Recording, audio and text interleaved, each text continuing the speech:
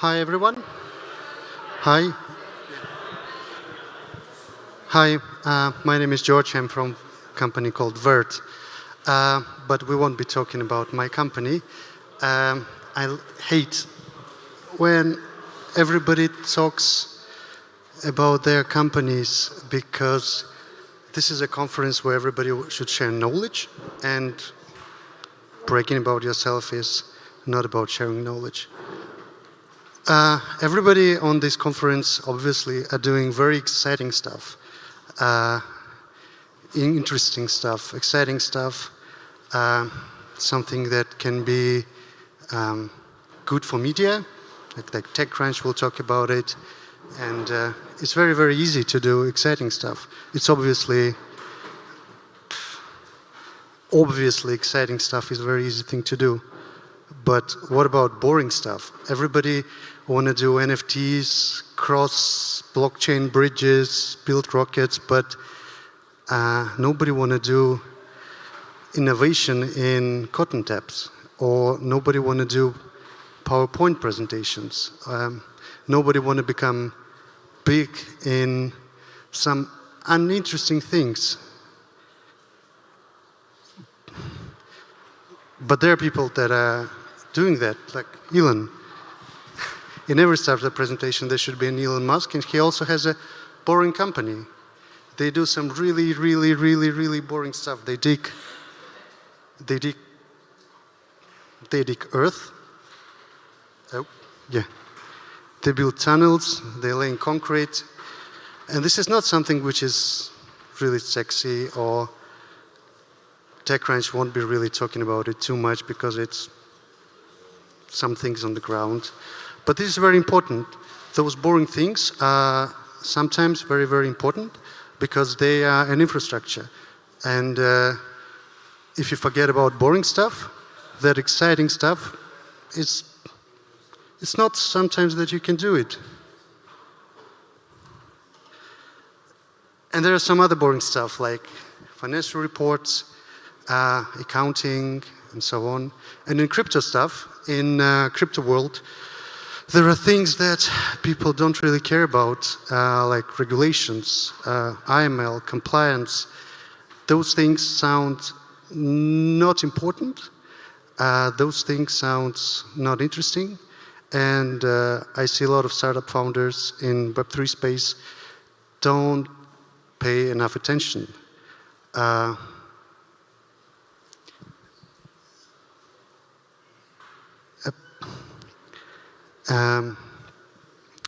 And when you don't do boring stuff, when you don't do interesting stuff, somebody else is going to do it. And you can end up in a situation like Web3, when Web3 is built as if fiat world didn't exist. Web3 is built as if all the users in the world, all the people in the world have cryptocurrency, and they can easily interact with Web3. But if you look at it right now, even if the NFT space, which is really, what is networking? Even the NFT space, which is really booming now, is kind of a fresh air in the crypto industry. Even NFT space is not easy for users to buy NFTs. It's a challenge. It's a mess. They have to go and research how to buy crypto, how to have a wallet. They're researching, they're going to big exchanges, they buy crypto there, they get ripped off sometimes, and this is not an experience that the users deserve. This is not something that is respectful to the users, and I see that a lot of Web3 people, they think that it's going to somehow disappear. It's going to somehow, with time, everybody's going to have crypto, and it's not going to be a challenge. But right now, it's a big challenge for users, and people suffer. Why it's not working?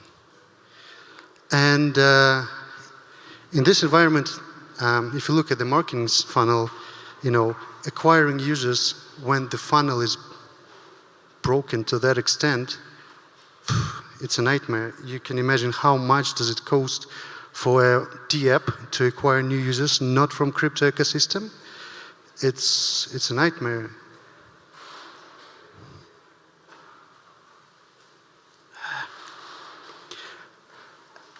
And the most boring part, okay. For me, it's not boring, but people think it's boring. When users research where to buy crypto, how to set up a wallet, and so on, they end up, they search Google, and they end up with Binance, or they end up with Coinbase, but okay, Binance. And they go to Binance, they try and buy ETH there, and what Binance gonna do with your users?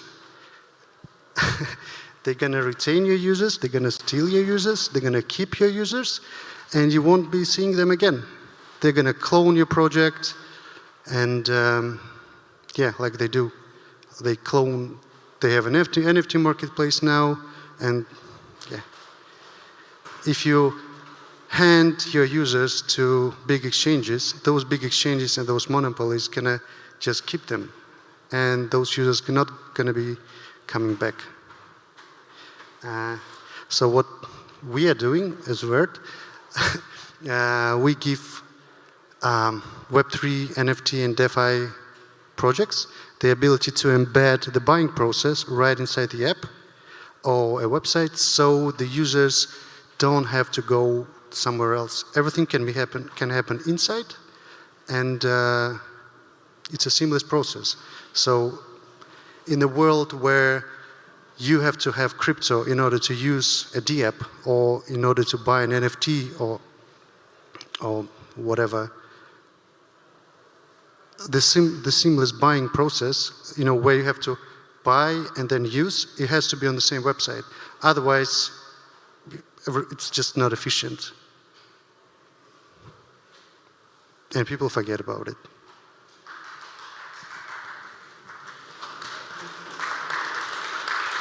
That's it. Questions? Yeah.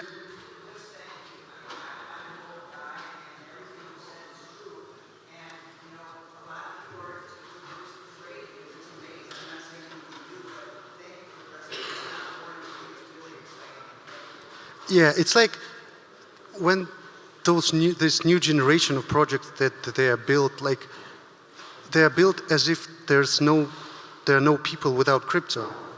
Like they don't try to solve this challenge. Like you have to onboard those people to D-apps, and the onboarding step is buying crypto. And this is like somehow disregarded.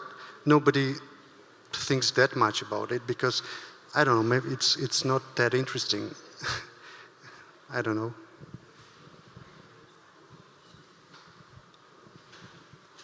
Yeah. Can you, Mike? Well, just the point is that whoever solves this first is going to succeed very well. Yes, but it shouldn't be one company that solves. There should be many companies, otherwise there's no competition. Yeah. And there is somebody on the... Thanks. Hi. We've recently used MoonPay quite a lot for some of our on-ramp capabilities, which I guess is a competitor to you guys. We're finding that actually they only clear about 80% of transactions, largely due to banks themselves kind of blocking these transactions. How are you finding that working with Words, and how are you kind of looking to tackle that? Yeah, so that's a very good question. Thank you. Banks hate crypto, and they will prevent, by all means, they will prevent by all means people moving money from fiat to crypto, and this is reality that we have to face. There are some workarounds around that. There are new regulations there are new card scheme rules that treat buying crypto as a tiered process. So let's say if you buy crypto in order to buy the NFT, this transaction is gonna treat it differently, not as a crypto transaction. So we leveraged that regulations. So NFTs that are bought through Vert will be treated differently, and that's why authorization rates going to be much higher. But this is, especially for the US, it's a big problem.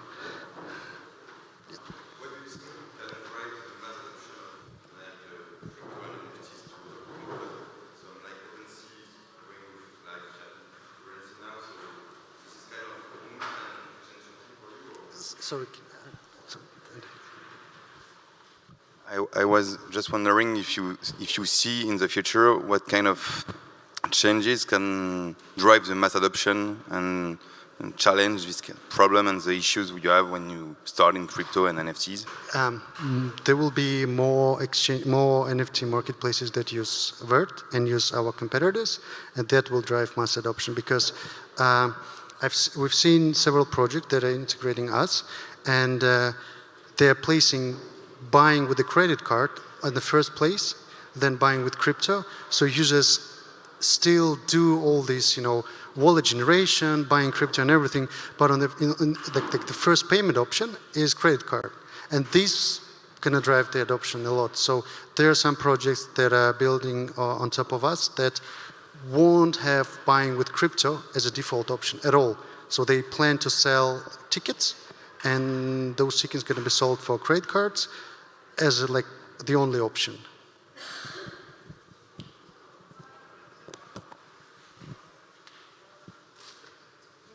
No questions? Oh, questions. Questions are good. I'm just, you mentioned the compliance. What about the certifications? Like, how do you comply with the specific regulations of specific countries or regions? Because I know that, yeah. This is a very challenging topic because crypto regulation is different in each part of the world. And if you work as a global company, if you want to support all the countries, basically you have to provide some kind of an assurance to your financial partners that you are compliant in each and every other jurisdiction. So you have to have applicable licenses in states, in Europe, and everywhere that you present. And this is not an easy task to do, but we've done that a year ago. At that moment, currently, Vert is licensed for Europe, I understand, or which region are you licensed for? Which countries? All the world. All the world except high-risk countries, North Korea, and some bad countries. But basically US, Europe, APAC, LATAM, Africa. Okay, great, thank you.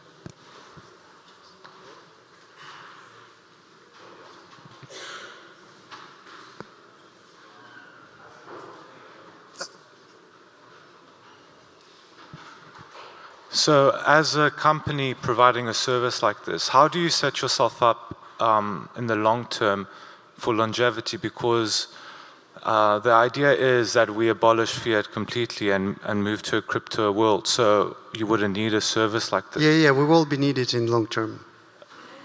We're going to dissolve, once everybody has crypto, everybody's getting salaries in crypto, everything is on blockchain, we're going to disappear. We're just going to shut down and do other stuff. Write books, I don't know. Okay, fair enough, thanks. No questions? No. Okay. Thank you. That's it for now.